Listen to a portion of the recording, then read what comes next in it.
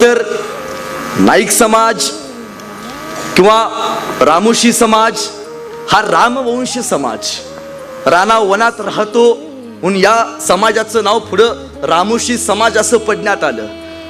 एकदा महाराजांनी विचारलं, नाईक हो नाईक, अहो उद्या तुम्ही गुप्तहेर, उद्या मेलात ना तरी इतिहासात तुमचं नाव कुठं लिहिलं जाणार नाही, कारण एवढी गुप्त बातमी ठेवायचं काम गुप्तहेर खात्याला होतं.